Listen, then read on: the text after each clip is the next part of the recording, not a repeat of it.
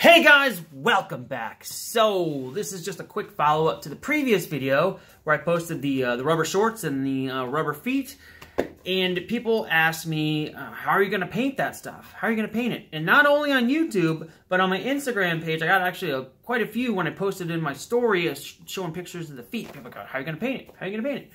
Well, I'm going to use the exact same method that I used to paint this head. Now, it's a thing that I've thought about for a long time is the flexibility issues and so forth.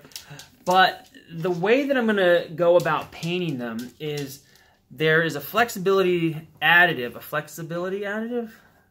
Flex additive. Basically, it's an adhesion promoter called Bulldog that when you can spray it on a part before you put the paint on, and it really makes the paint bond to the part really well. It's good for like plastic bumpers and things that are flexible. But another really good feature of that Bulldog adhesion promoter, Bulldog Adhesion Promoter, that's what it is, Bulldog Adhesion Promoter. Another really cool thing about it is you add it about 1 part adhesion promoter to 5 parts of your paint, and it makes your paint flexible. So that is how places like Spectrachrome get that flexible stuff. Like if you see them do tests on motorcycle fenders and stuff, and they're literally like folding the pieces and the paint's not coming off. They have an additive. It's probably the same stuff, but they have a flexibility promoter that they add to their top coat and their base coat. So that is how I'm going to be doing that. So this is kind of a test. It's a really bad paint job. But this is something I tested literally about a year ago. This hand is made out of latex, which is really hard to paint because it's not only flexible, like this flexes, but it doesn't have much stretch to it, but it's just bend. Latex, when you flex it, it also has a lot of stretch, which is really hard on paint. So I painted this about a year ago just as a test, and this has been just sitting outside, getting the weather on it, being in the sun, but you can see it's bendy. So it's, again, I didn't put any time into this. I didn't do any prep work. There's no primer. There's nothing. I did a base coat, silver coat, top coat, just to see how well this stuff would flex. And you can see it flexes a bit. Now, it does take its toll on the outside. If you're really creasing it a lot, you can start to see little marks and so forth. But I mean, look at that.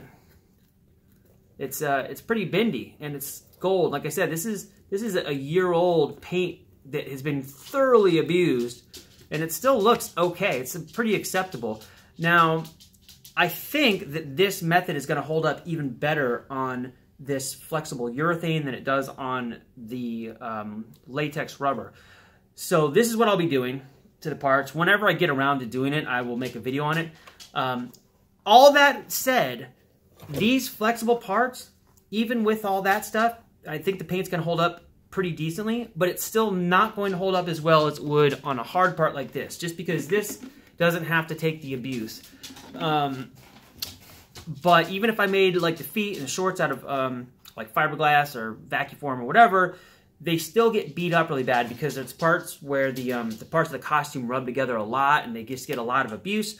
So I just intend on either painting them or replacing them with new parts more regularly than the rest of the costume. So anyway, I hope that answers some questions. This adhesion promoter, it's called Bulldog Adhesion Promoter. And you mix it with your paint, you get flexible paint. It's pretty cool. So hopefully that answers some questions. That's what I'll be doing.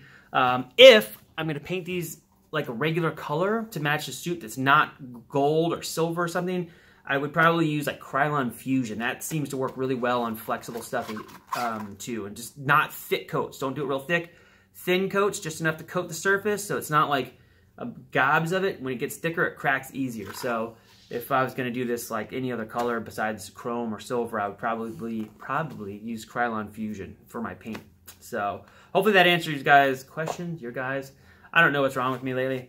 I've got too much on my mind, too much stuff to do. But anyway, thanks for stopping by. Hopefully that clears some things up. And when I get around to doing it, I'll try to make video and show the actual adhesion promoter so you guys can check it out.